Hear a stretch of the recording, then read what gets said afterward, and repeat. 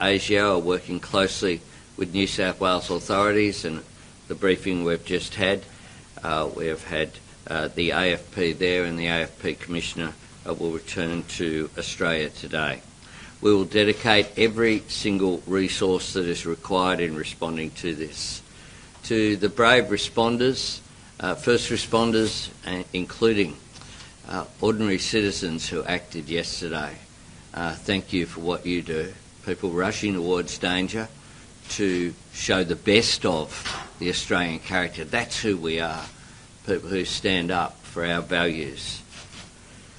Flags will fly at half-mast across the country today as we pay our respects to all those lost and all those who have been injured. And we conclude by saying that yesterday was indeed a dark day in our nation's history, but we as a nation are stronger than the cowards who did this. I thank world leaders who have reached out, from President Trump, President Macron, Prime Minister Starmer, others right around the world have reached out to Australia at this time, and we thank you for your sympathy and your solidarity with our values. Australia will never submit to division, violence or hatred, and we will come through this together. We refuse to let them divide us as a nation. I'll hand to Commissioner Lanyon now. Thank you, Prime Minister. Good morning, ladies and gentlemen. Last night I announced that I had determined that it was a terrorist activity and made a declaration as such as 9:36 p.m.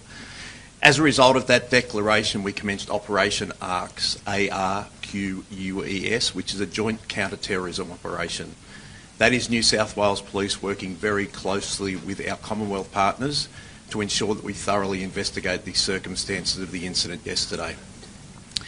We have progressed at pace overnight with that investigation, and as a result of investigations undertaken, I can say that we are not looking for a further offender.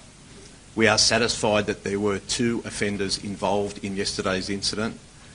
One is deceased, the second is in critical but stable condition in hospital at the moment. The offenders are a 50-year-old and 24-year-old male who are father and son. The 50-year-old is deceased, the 24-year-old is currently in hospital at the moment.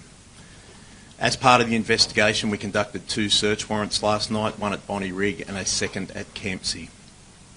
The 50-year-old male is a licensed firearms holder.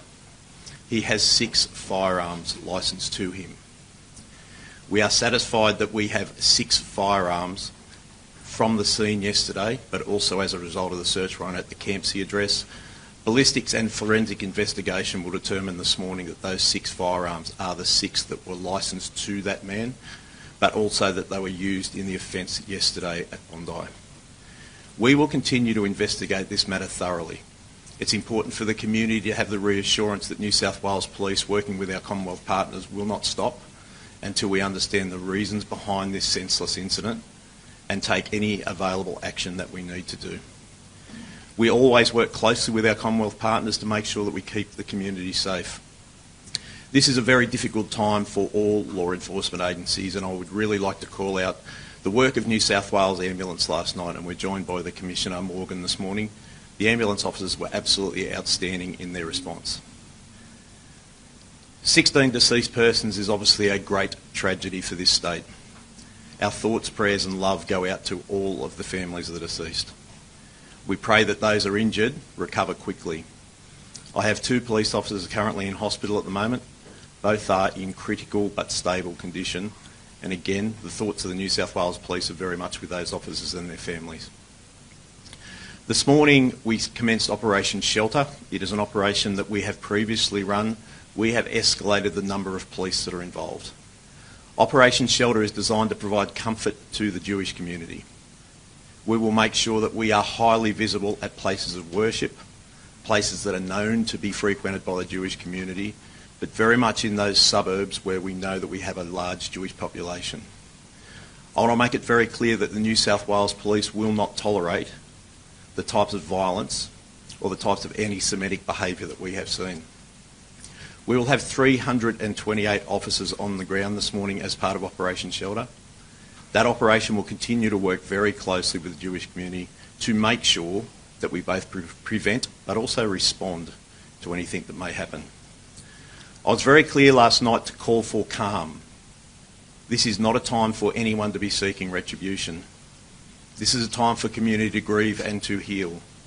The New South Wales Police will do what it does best, and that is to prevent but investigate offences that happen. And we will be here to support the community. I might hand over to Commissioner Morgan, I think, if there's anything you'd like to say, sir. Thank you. Good morning, ladies and gentlemen. Could I just express my condolences to the victims, the families and friends, and certainly those that remain in hospital at this time. Our best wishes and prayers are going out to you. This was obviously a significant incident that has occurred at Bondi Beach last night. New South Wales Ambulance got its initial call via New South Wales Police at 18:43 last evening. Our first crews were on scene within less than 10 minutes. This took a response of more than 123 personnel from New South Wales Ambulance. Both New South Wales Police and New South Wales Ambulance worked seamlessly, I'm advised, through this entire incident in support of the community.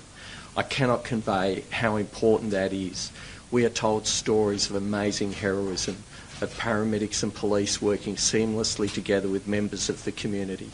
Some of our paramedics are from the Jewish community and attended that scene and continued their duties diligently and professionally. Of that initial response, New South Wales Ambulance transported 24 patients, particularly in the first wave. There were and attended 14 people who were deceased at the scene. Through the course of the evening, another 2 people succumbed to their conditions at New South Wales hospitals, and a total of 42 people attended New South Wales facilities. It is not uncommon in these major incidents for members of the community, sometimes often with very serious injuries, to make their own way to hospitals so that they are not burdening the resources of the services. This is what it means to be Australian.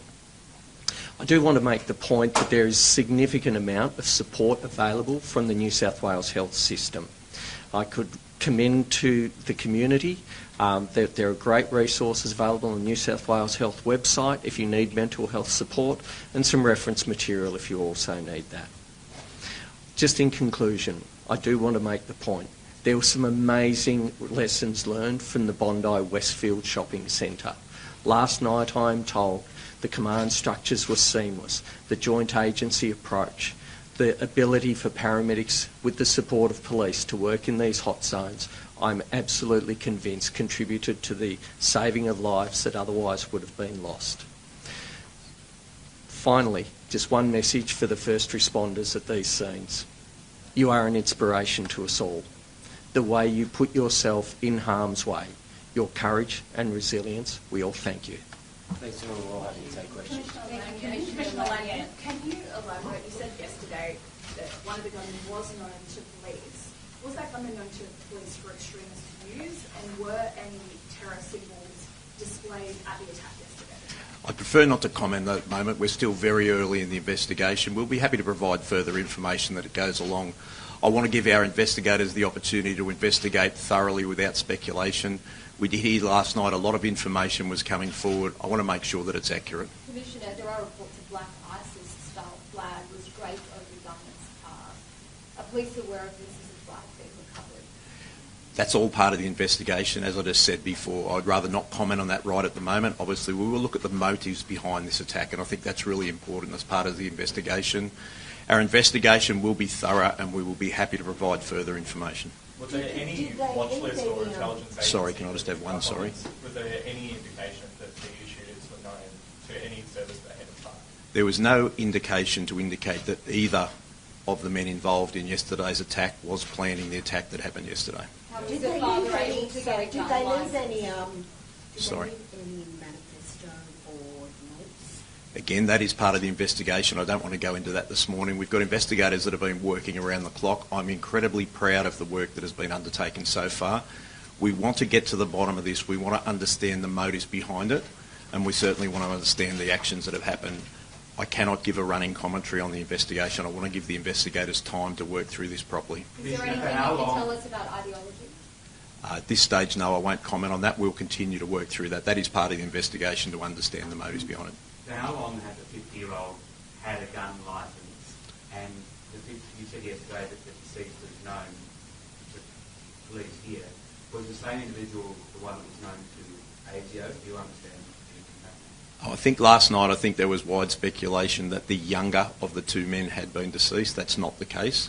The older man was deceased. I'm told that he has had a gun licence for approximately 10 years.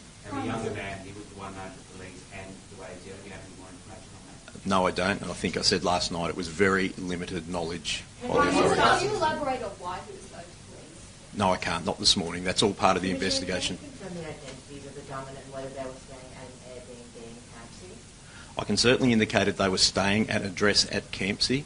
Their residential address is in Bondi Beach. They were staying at an address in Campsie. Prime Minister, Benjamin Netanyahu has laid some work on your feet. What is your response to Netanyahu's comments yesterday that were pretty inflammatory? This is a moment for national unity. This is a moment for Australians to come together. That's precisely what we will be doing. Is it a failure that these men weren't seriously on the radar of our authorities? Look, our authorities do an extraordinary job. As Commissioner Lanyon has said, investigations have already made some progress. The fact that there were raids on the home in Bonnyrigg and at Campsie last night, we will continue to provide every resource possible to the AFP and as well to our intelligence and security agencies.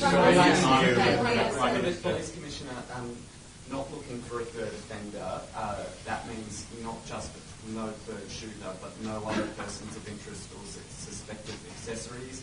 How do you know that these two were acting alone? What I'm saying is that we will conduct a thorough investigation. If there is any other person that is associated with the two offenders that we believe that was either involved or responsible for what took place, we will take appropriate action. What I'm saying very clearly is that there were two persons involved yesterday. There were two persons in this atrocity. We are not looking for a third person who was involved in yesterday's incident directly. Commissioner, Was anyone this arrested is a during that? failure that this man was able to get a gun licence and that he was not more on the radar of authorities. I think there's actually legislation that governs how people have a firearms licence. So what I've said so far, and I'm not going to go further into it at this stage, there was very little knowledge of either of these men by the authorities. The person was determined to be entitled to have a firearms licence and had a firearms licence. The person had had a firearms licence for a number of years for which there were no incident and it was regulated. I think it's probably premature to be talking about this. When I'm speaking about an investigation, we want to get to the circumstances of everything that occurred yesterday and what led up to it. We are determined to make sure that investigation is thorough. Why was there so little knowledge of these individuals, particularly the 24-year-old who you did know about? That this was a planned attack. It doesn't appear to have been something that's spontaneous. I think that's really part of the investigation. We want to understand the motive behind these two people. There are many people in the community for which the police have very little knowledge about, and quite rightly so. We want to understand whether these people were further involved in any offences, but we have no history to say that's the case. Prime Minister, are their families cooperating? Sorry, can I just... Are their families cooperating? We will be speaking to the families. We have spoken to the families. What was the purpose of the firearms licence? Sorry, what was the... What was the purpose of the firearms licence? What was his reason for having the firearms? I don't have that information this morning. What I've said is that he did hold a firearms licence and did have 6 registered firearms. Premier, clearly it's early in the investigation, but obviously a terrorist has been able to hold a firearms licence. If changes need to be made to our gun laws in New South Wales, will you make changes? The short answer is yes. We're looking at that right now. Obviously, we're in the early stages of this investigation. New South Wales Police need to provide all the details of this inquiry to the government, but I made it clear last night that we will take every step we possibly can to keep our community safe, and we'll be looking at law reform, along that route. And this is an intolerable situation. This is an attempt to break apart our social life, to divide Australian against Australian. There's a massive role for the government, New South Wales Police and regular citizens to play here to ensure that we keep our community safe, and I won't hesitate to move legislation if it's required. How far they need to crack down on anti-Semitism from you? Do you see this as a failure that this man and his son were not picked up by authorities and able to get a gun licence? Look, I can't say at this point. I mean, I think it's important that we allow police to conduct their investigation. Of course, there will be a comprehensive inquiry. This is a massive terrorist event in Australia's largest city, targeted on Jewish Australians. We need to get to the bottom of exactly how this happened so that we can take steps to ensure that it doesn't happen again. Now, I think in these circumstances it's important that no stone is left unturned, and New South Wales Police are given time to conduct that investigation, but we have to do everything we possibly can to ensure that this doesn't happen again. Part of that may be law reform, almost certainly it will be. Part of it will be a comprehensive police response, but it also goes down to the level of confronting racism and anti-Semitism in our community. We saw a shocking act of public violence yesterday afternoon, but we've seen time after time over the last 2 years in particular, but even before that, of public acts of anti-Semitism in our community. It lights a fire, it's toxic, it gets into the marrow of a community, and the only sensible, fair and just response is a community standing up as one and saying we will not tolerate racism, we will not tolerate anti-Semitism in New South Wales. James. Eyewitness reports last night included that police, up to 4 police were standing around one of the active shooters, not giving fire back, just standing there. An eyewitness said that it was like they froze. James, no, sorry, hang on a sec. I'm just going to stop you there. I am not going to speculate on that right now. What I will say is that there are 2 New South Wales police officers in critical condition in New South Wales hospitals who stepped into the breach and could have lost their lives last night. I'm not going to go into the circumstances of police officers that returned fire, but I can tell you their bravery, their courage in these circumstances saved countless lives. And I would just urge everybody, don't jump to conclusions at this point. It's important that we have a full and comprehensive investigation, but certainly don't run down the police at this early hour.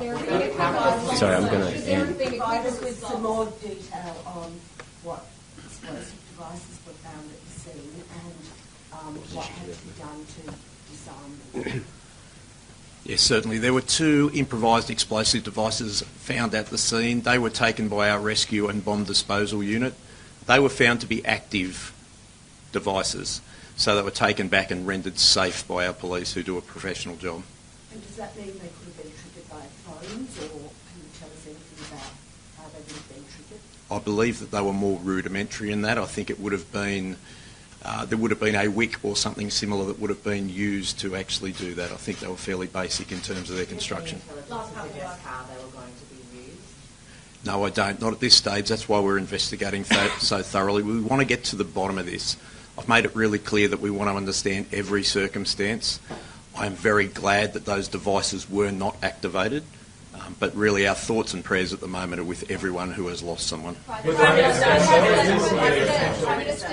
Jewish Australians have been warning that something like this could have happened. They have been petrified for more than 12 months now. Has your government failed Jewish Australians when their worst nightmare was realised last night? My government will continue to stand with Jewish Australians and continue to stand to stamp out anti-Semitism in all of its forms. We have taken strong action. We'll continue to work with the community. This morning I've already had a discussion with the anti-Semitism envoy, the first one ever appointed in Australia, Gillian Siegel. Last night I spoke with Peter Wertheim and other leaders of the Jewish community.